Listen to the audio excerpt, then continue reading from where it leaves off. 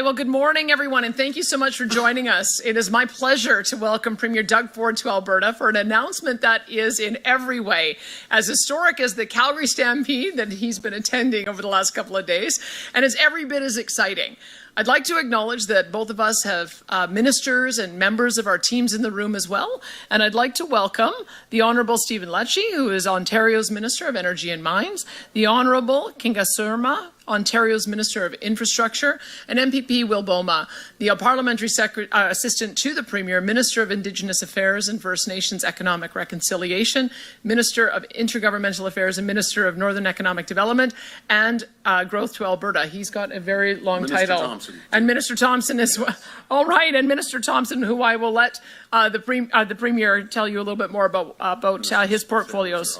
Oh, gosh. Okay, missed a couple. He's going to go. I'd also like to acknowledge Alberta's Minister of Energy and Minerals, the Honourable Brian Jean. We've got Alberta's Minister of Jobs, Economy, Trade and Immigration, the Honourable Joseph Scow, Alberta's Minister of Transportation and Economic Corridors, the Honourable Devin Dreeshen, and Alberta's Minister of Infrastructure, the Honourable Martin Long are here as well. Did I miss any of my people?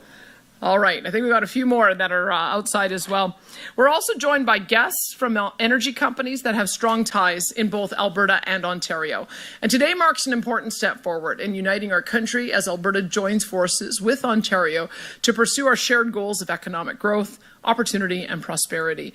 We're signing 2 memorandums of understanding that will see us advance pipelines and pathways to boost exports of homegrown energy and critical minerals to markets across Canada and across the world, and work collaboratively to support both Ontario's automotive industry as well as Alberta's liquor manufacturing industry, industries that contribute substantially to our provincial economies.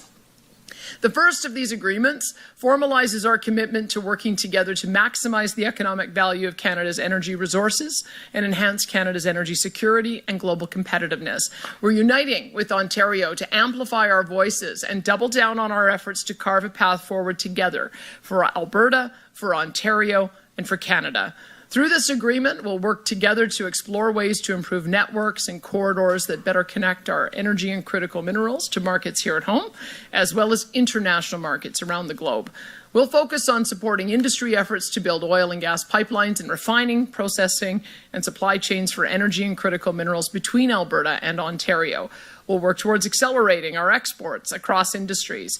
And that means we're seeking to add more rail lines to increase capacity and enhance access to ports, including to sites in James Bay and southern Ontario.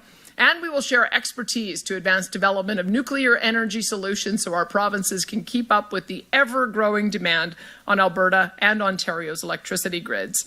We know there's strength in taking a united front, but we cannot achieve our shared provincial goals without cooperation from the federal government.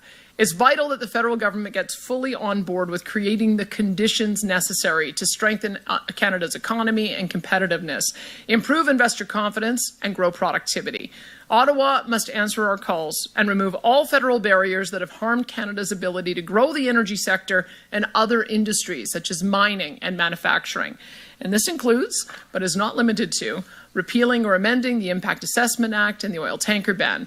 We're also working to repeal the net zero power regulations and the proposed oil and gas production cap. We also call on the federal government to repeal their electric vehicle mandate that comes into effect next year. Last year, only 4.2% of the cars sold in Alberta were zero-emission vehicles, and the federal government's EV mandate says that 20% of cars sold in 2026 must be zero-emissions vehicles. We buy about 200,000 cars, so that would be about 40,000 cars. So we would have to buy nearly every single zero-emission vehicle manufactured in Ontario last year to hit the 20% target, and we're just one province. So removing federal barriers will allow Alberta and Ontario to attract investment and project partners we need to get shovels in the ground, grow industries, and create jobs. I'm excited to continue collaborating with Ontario so we can reach our shared goals, including to advance pipelines and responsible energy development. I am also pleased to partner with Premier Ford to support the growth of 2 other major industries of significance to Alberta and Ontario. The second memorandum of understanding outlines Alberta's commitment to explore ways to prioritize the purchase of made-in-Canada vehicles for our government fleets in a show of support for Ontario's automotive industry.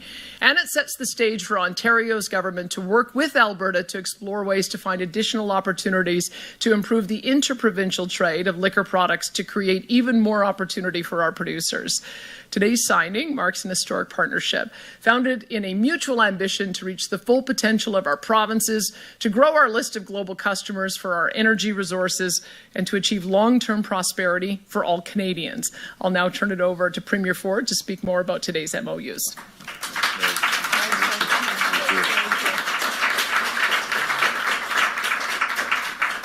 Well, good morning, everyone, and boy, I've had a great time here in Alberta, and I love Calgary and the people here. There's an amazing group of folks that live here. It's my pleasure to be here with so many members of our government. I know you run through them. I'm going to run through them one more time. Minister Lecce, Minister Surma, Minister Thompson, Minister Oosterhoff, and PA Will Boma. I want to start by thanking my friend Danielle, Premier Smith. Thank you for hosting us with this great city of Calgary and mine. You know, I got to tell my friends in Ontario, you want to come to a happening place, come to Alberta, come to the Stampede. You're going to have a great time in this beautiful province of Alberta. It's absolutely stunning here. Nothing showcases the wild rose spirit like the Calgary Stampede. The people of Alberta have been such gracious hosts. Thank you for your hospitality.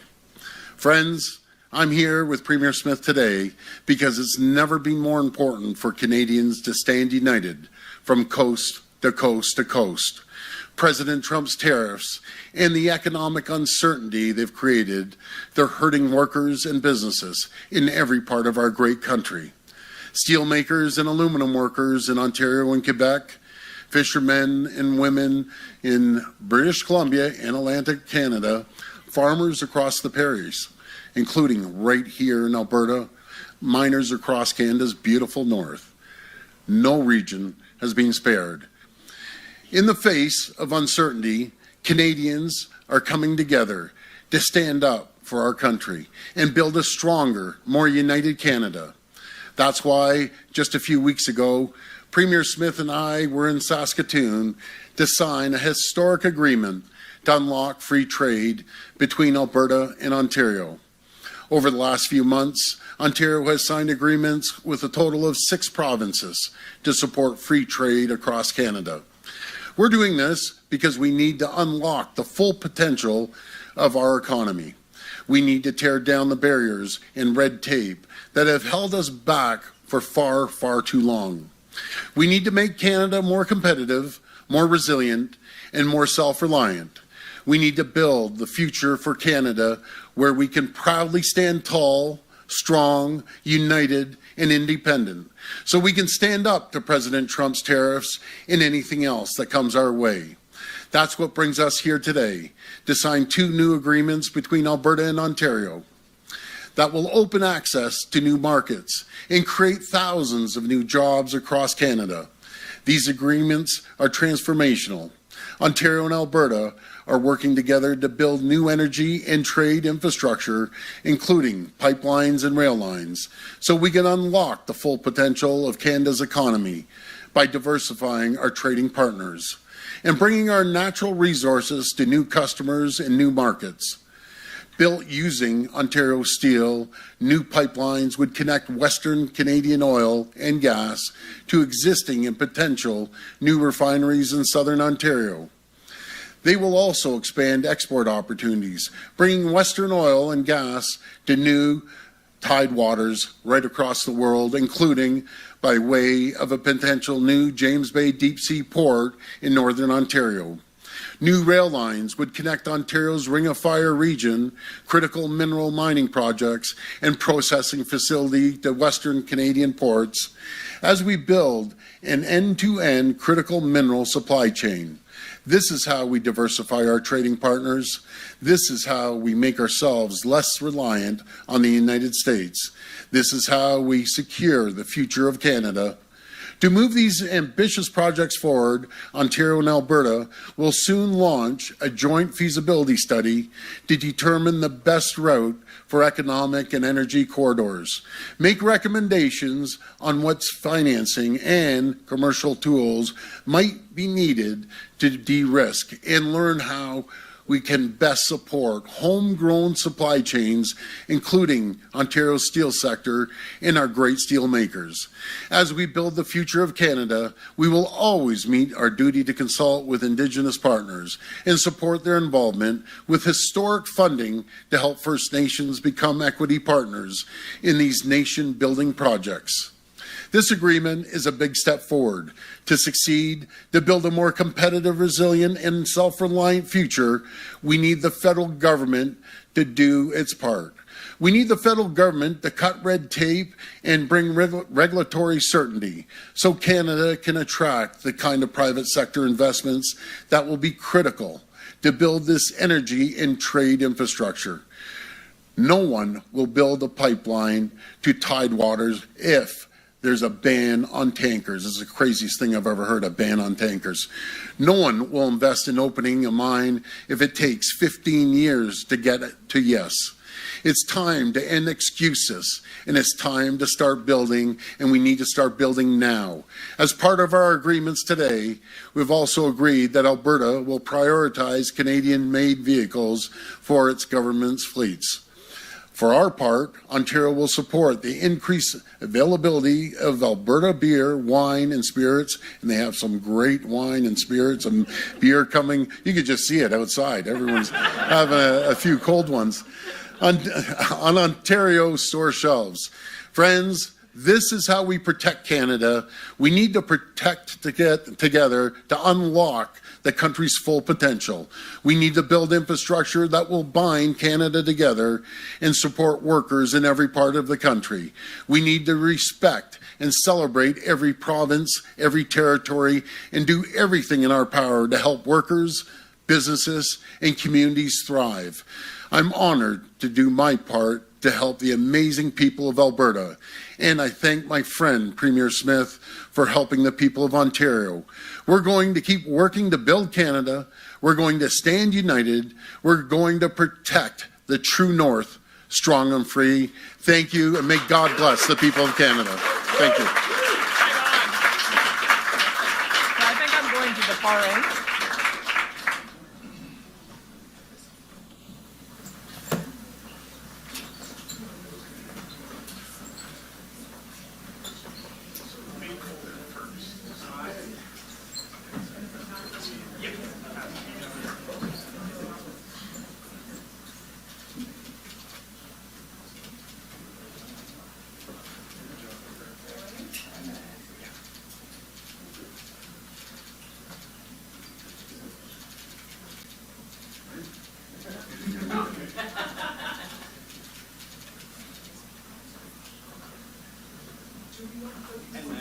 Yeah, you can put them up and then look at these two first. Camera here first. Camera here first. Yes. 3, 2, 1. Sure. Okay, straight now looking at me, please. Sorry. Straight ahead. That's great. One more. That's perfect. Thank you. Great. Okay, perfect. We'll do number 2.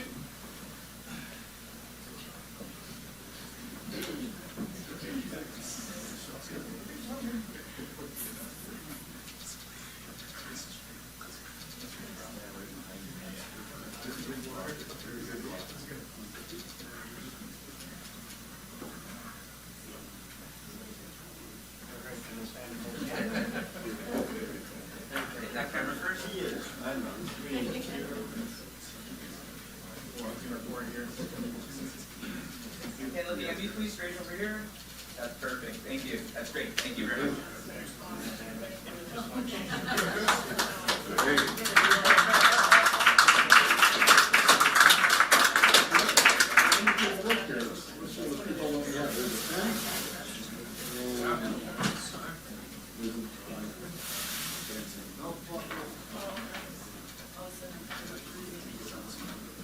Oh, that's a beauty. That is a beauty. Thank you.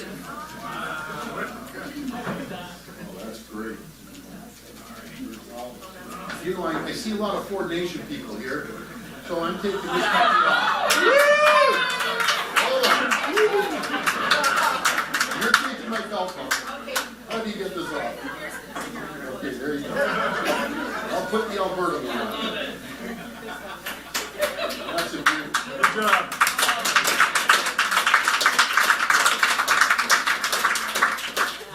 Let me tell you a funny story yesterday, Daniel.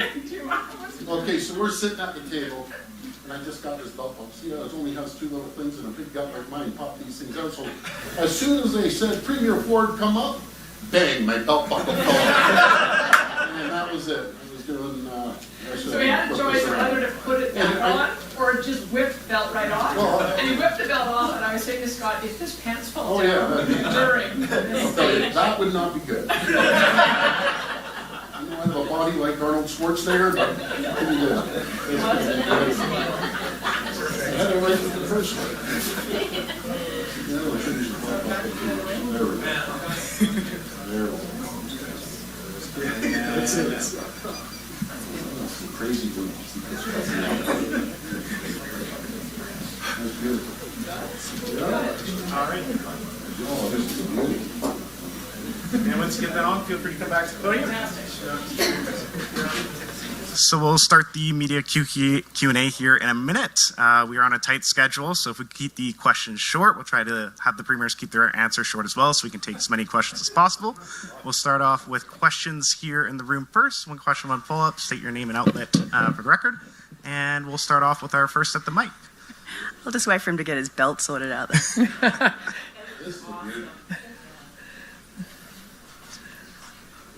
Oh, yeah. Oh, yeah.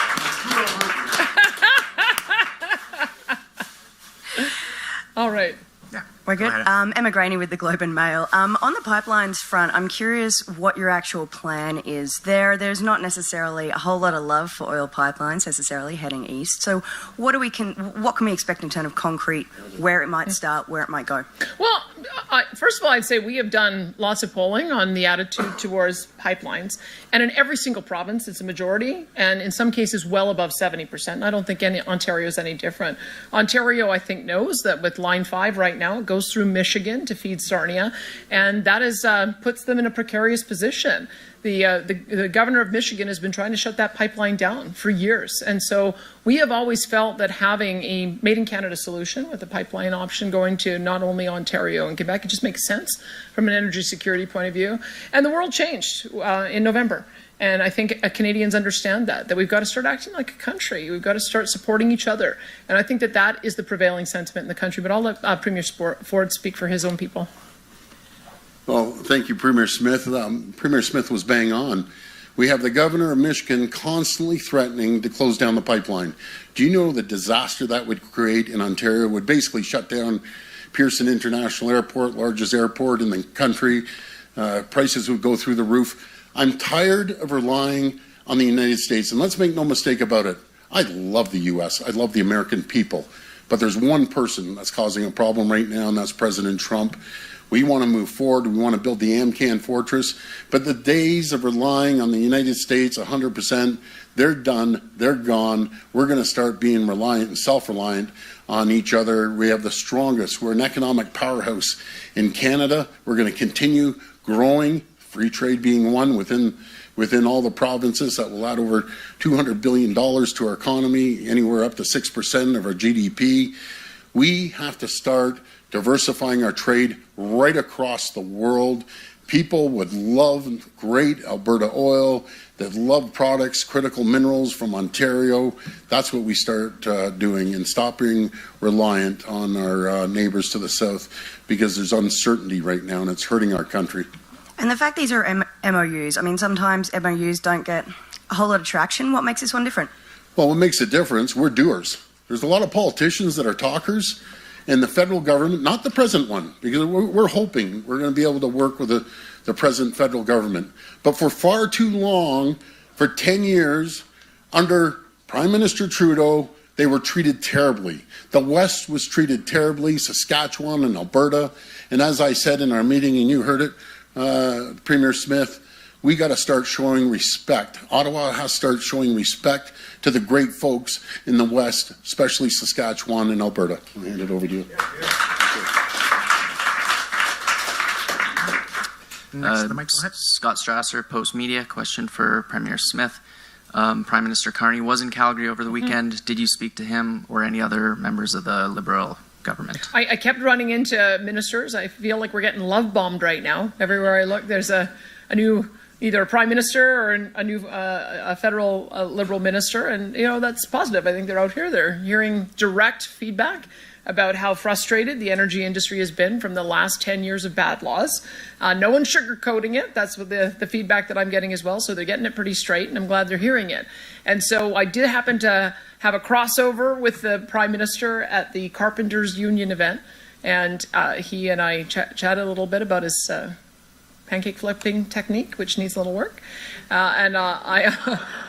And that's fine. He can come back and do some more practice. But I understand that he told the media there that he thinks a bitumen pipeline to the northwest BC coast is very likely to be on the large projects list. And I think that is a very positive sentiment. We've got a little bit of work to do to see what that will look like. But we've been very actively engaged with the pipeline companies, asking them what they think the best projects are. And notwithstanding the project that we hope to work on today to James Bay, having an access to the northwest BC coast is essential to being able to get to Asian markets, and that's the one that we hear the most enthusiasm for. So we'll work with the Prime Minister on that and hope to have some good news in that regard in a few months. Thanks. Hi, Chris Farco with the Calgary Herald. This is a question for both of the premiers. It's been several years anyway since the Energy East project died. So I'm wondering, how will this MOU actually lead to a west-east pipeline going forward? Under what timelines, and how are you going to get a private sector participant involved? I would say that let's work with the different options that we have on the table right now, and there's many ports we can go to. I mean, we've talked about 2 ports on three ports really on the BC coast. We've talked about a port up in Grays Bay, potentially port at either Churchill or Port Nelson. This one would be a port at James Bay. And the idea behind that would be, let's get some icebreakers in there, maybe build out some additional rail and road infrastructure, and then it could be a multi-purpose port, not just for oil pipelines, gas pipelines, propane, but also food, fiber, manufactured goods, and critical minerals. That to me is where I think that I would like to go with this MOU with the Premier of Ontario, and that allows for us to get not only the product out and over to our friends on the East Coast by ship, but we can also get it onto Europe. So if that is in the realm of possible, then let's work on that, and then maybe I'll sign another MOU with my friend Francois Legault at some later point to see if we can get further east. Well, you're asking about investment. First of all, you have to get the buy-in from the provinces, so we're going east, and I'll tell you, Ontario is 100% in on this project. We had the opportunity, myself and Premier Smith, to meet with a tremendous amount of business people in the energy sector. And I'll never forget, as one person said, there's tens of billions of dollars we want to invest in Canada, but the regulatory burden is just ridiculous. I don't want to bring my money down to Texas. I don't want to bring it down to North Carolina. These are the opportunities and the jobs we're losing, Canadians are losing, because just regulatory bodies and it's just red tape, regulation. We need to get rid of all the red tape and regulations. We could be the most prosperous, strongest, richest, wealthiest country in the entire world.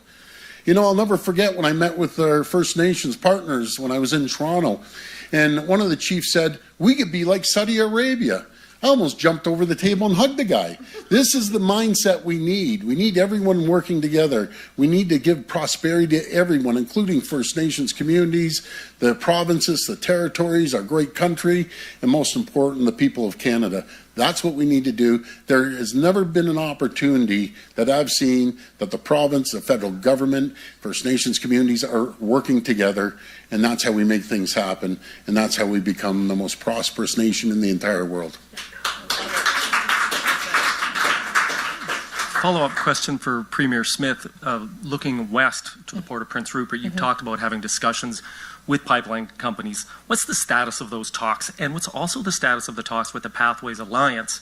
Are you confident you can get a deal on both fronts this year?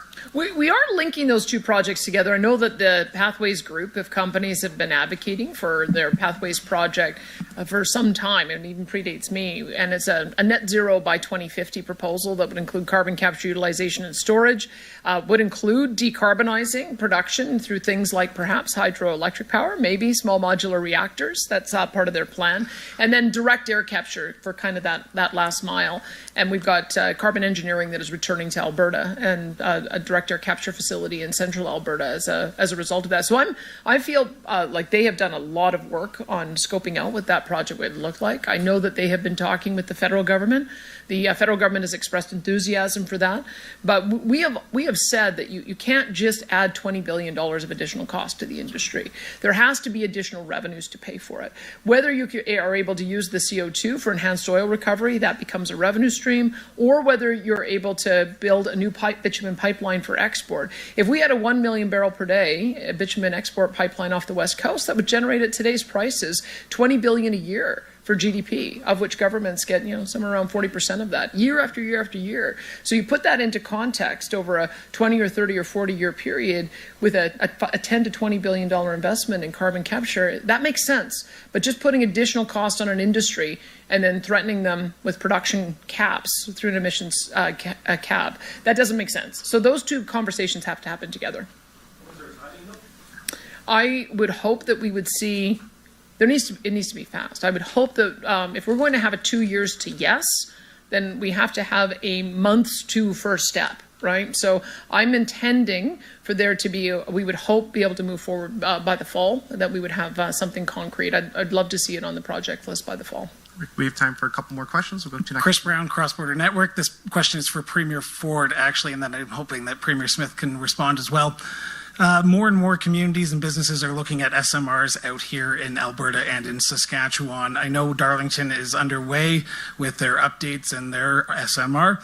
How important is it for businesses and communities out in Alberta and Saskatchewan to look at can-do reactors rather than the alternatives right now as we sign this MOU around energy and resources? Well, I'll just address the SMRs. We're leading the G7 in small modular reactors. Minister Lecce's done an incredible job. He's been flying all over the world. He already has some orders. And I want to include everyone right across our country, because that's the way of the future. Clean, green, reliable, cost-effective energy. And every person I talk to in the U.S., the great governors, the senators, the congressmen and women, first thing they want to talk about is their energy. Because as you see, these data centers popping up all over the place, they only employ about 10 people, the actual physical building, but what it does, it attracts tech companies like the Amazons and the Googles, and that's where the jobs are created, because they just suck an endless amount of energy, these data centers. So that's the way of the future. We're leading the world, and we're going to make sure we share that technology right across the country. Yeah.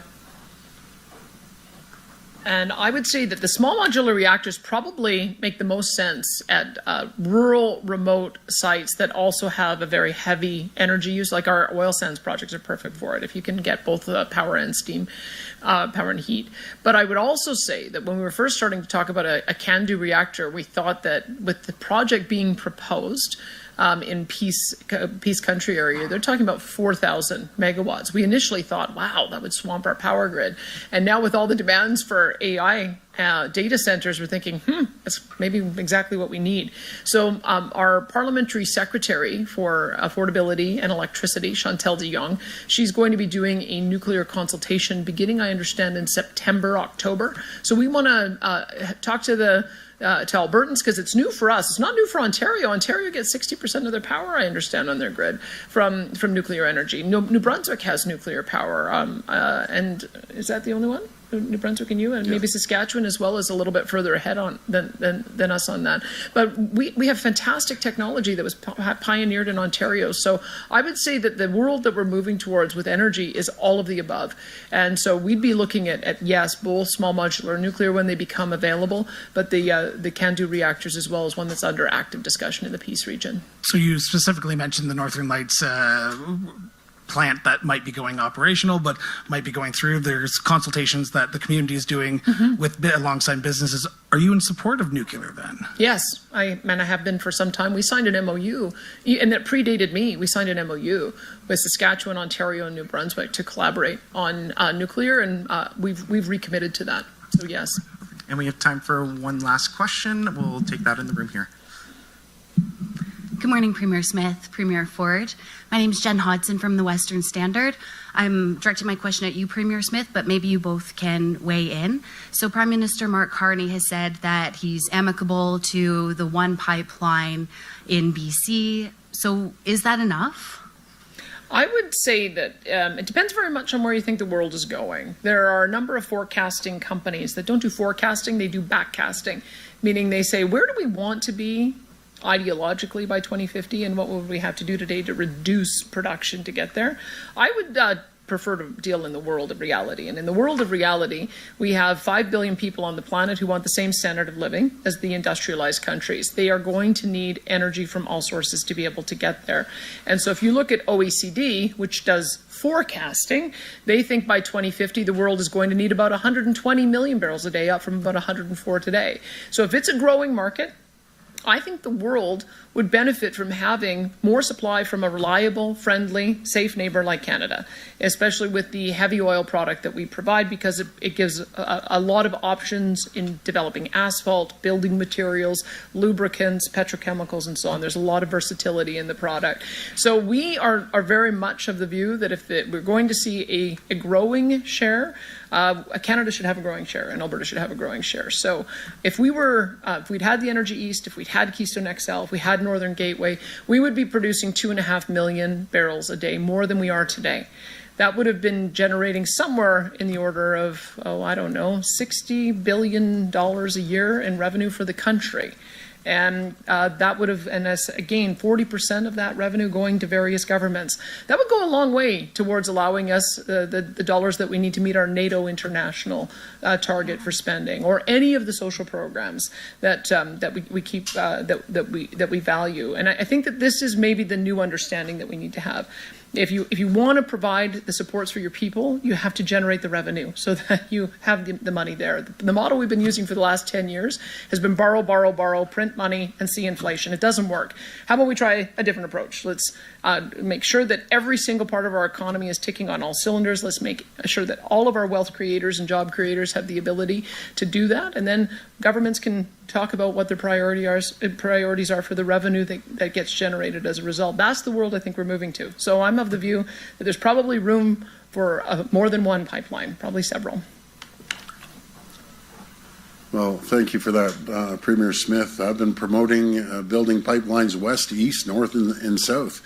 As you just heard Premier Smith say, 2.5 million barrels is our potential. And that's just in Alberta. That's not talking about our great neighbor, Saskatchewan, and up in Newfoundland, Labrador, and a few other places. That's what we need to do. We need to be an economic powerhouse, an energy powerhouse around the world. And we need the $60 billion, as Premier Smith said, to build our infrastructure, healthcare. And rather than just, as you were saying, Premier Smith, rather than just continuously print money, that hasn't worked. We need to unleash the opportunities, no matter if it's the great oil here in Alberta or the critical minerals or the energy that we have in Ontario. That's what we need to do. The door is open. We need to go through that door and tell the world Canada is open for business. Thank you. That's awesome. Thank you. Thank you so much. Thank you. Thank you. And just to follow up on that, so do you believe that Prime Minister Carney is actually going to play ball, or is he just talking the talk? Well, there'll be a moment where the rubber hits the road. Like, you can only talk the talk for so long before you start putting some real action around it.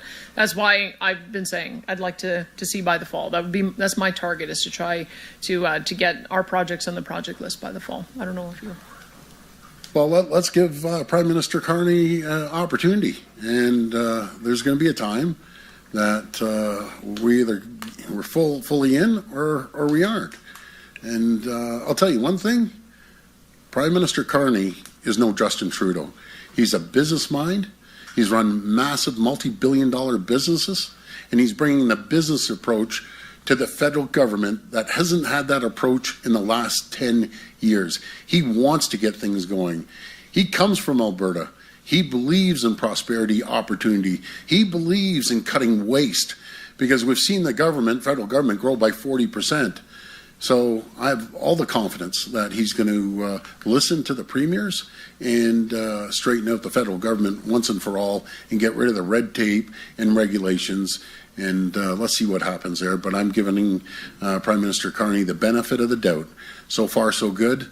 And I wish him all the best with dealing with President Trump as well, because that's going to be a big area of that we can get rid of the uncertainty. But thank you, everyone. Again, Premier Smith, thank you for your hospitality. Thank you for this fabulous belt buckle. I'll wear it proudly. And that's it. We're looking forward to coming to your place soon. Yeah, absolutely. Okay, thanks, folks. Thank you.